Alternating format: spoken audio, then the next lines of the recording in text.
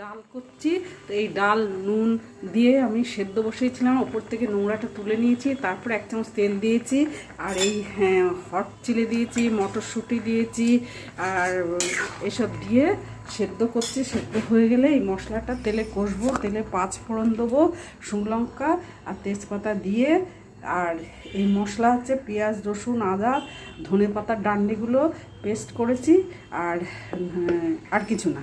এই কষে নিয়ে তেলে দেবো, স্প্রিং অনিয়নও দেবো, আর এই পালং শাক কুচি কুচি করে ধুচ্ছি, এটাও দিয়ে দেবো। 5 ফোড়ন দিয়েছি, এবার এই মশলাটা ঢেলে দেবো। পালং শাক, স্প্রিং অনিয়ন আর মশলা দিয়ে কষছি। ধনেপাতা আর হিং দেবো, দিয়ে না এই হিং দিচ্ছি, এই যে হিং, আর এই যে হিং দিচ্ছি, আর একটু কাঁচা তেল দিচ্ছি। দারুণ সুন্দর একটা রেসিপি হয়েছে, সুন্দর গন্ধ বেরোচ্ছে না, সেন্ট, হিং, কাঁচা তেল, লাস্টে আর কত রকম